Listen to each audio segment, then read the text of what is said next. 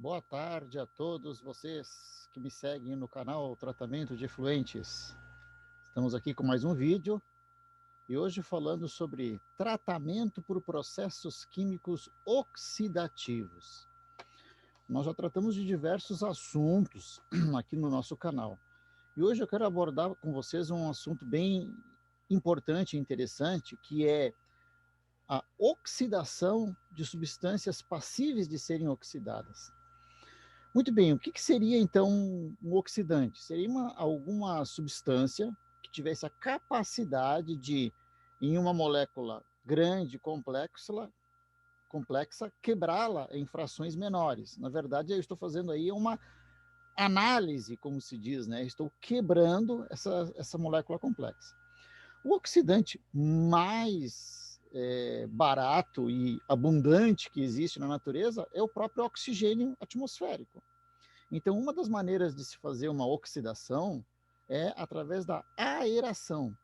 Muitas vezes, pessoal, a simples aeração de um efluente, ou seja, submeter ele a uma corrente de ar insuflado, já produz uma melhora significativa na sua tratabilidade, porque eu vou, através dessa aeração, promover uma oxidação e quebrar algumas substâncias que são passíveis de serem quebradas pelo oxigênio atmosférico.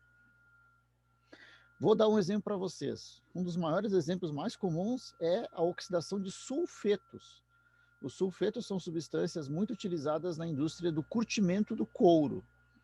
E como é que se faz essa oxidação dos sulfetos? Simplesmente submetendo o efluente, rico em sulfetos, a uma aeração. Como esse processo ele é relativamente demorado, se utiliza alguns catalisadores. O que são catalisadores? Substâncias que fazem com que essa reação de oxidação seja acelerada. O principal catalisador que se usa na oxidação de sulfetos é o sulfato de manganês. O sulfato de manganês ele é um excelente catalisador para a reação de oxidação de sulfetos. Então, reações que demorariam na faixa de 5, 6 dias, a gente consegue reduzir isso para horas, né? Consegue fazer essa oxidação dos sulfetos por aeração catalisada por sulfato de manganês. Tá? Bom, além do oxigênio atmosférico, nós podemos utilizar algumas substâncias químicas que fazem com que essa oxidação seja mais rápida, né, mais efetiva. Entre elas, nós podemos usar um derivado do oxigênio. Um derivado eu não digo, mas uma forma diferente do oxigênio atmosférico, que é o ozônio.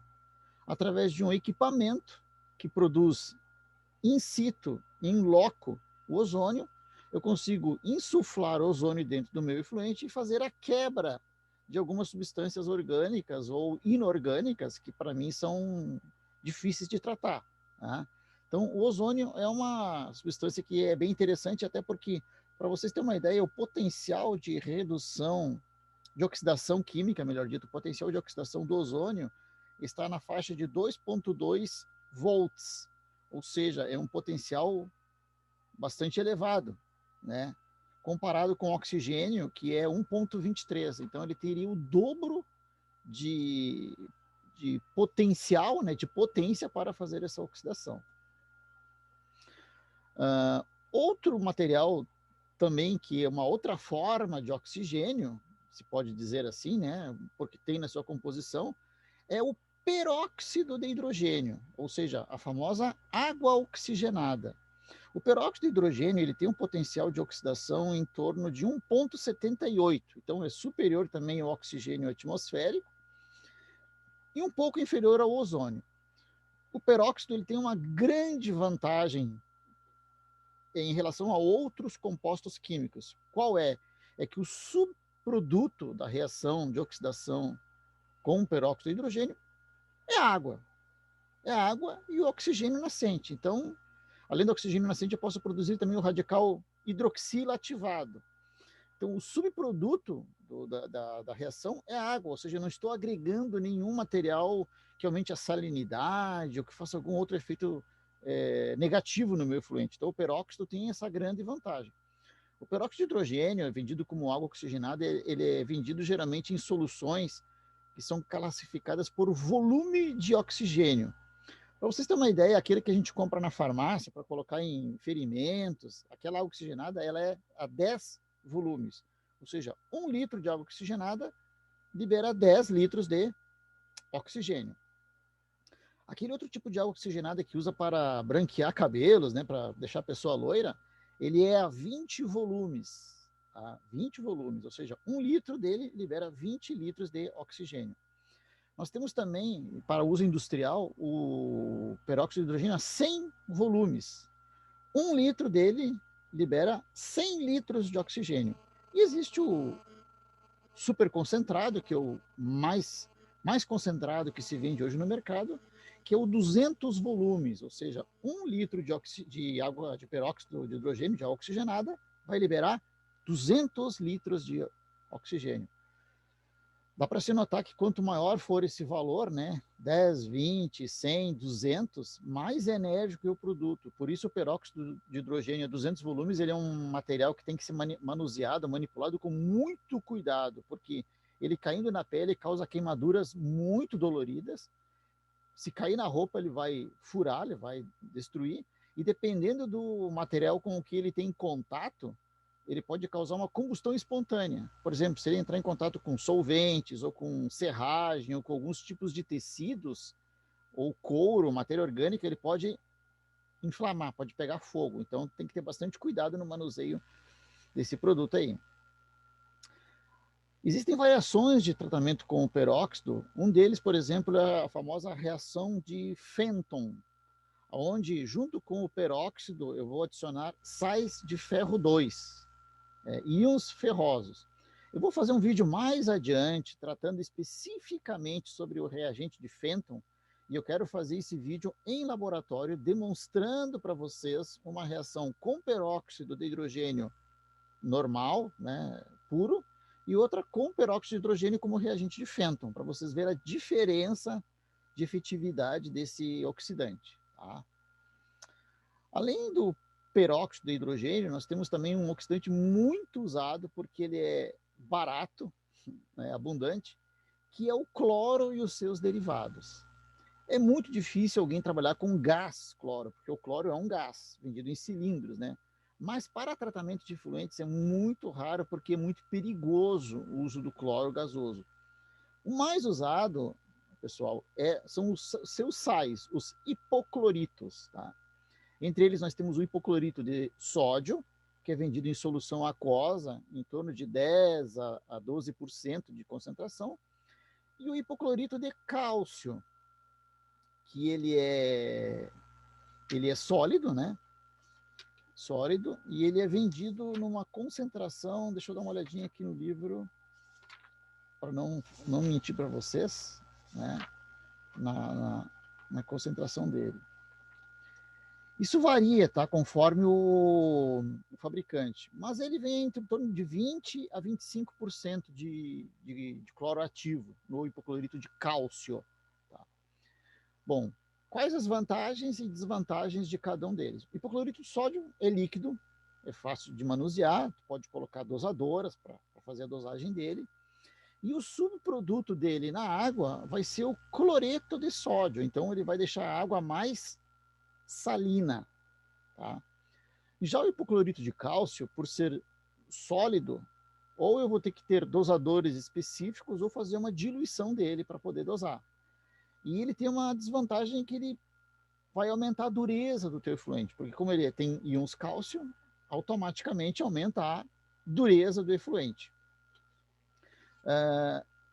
Todos esses oxidantes, pessoal, seja o peróxido de hidrogênio, o próprio ozônio, peróxido de hidrogênio, hipoclorito de sódio, hipoclorito de cálcio, deve ser investigado em laboratório quais são os melhores pHs para que eles atuem.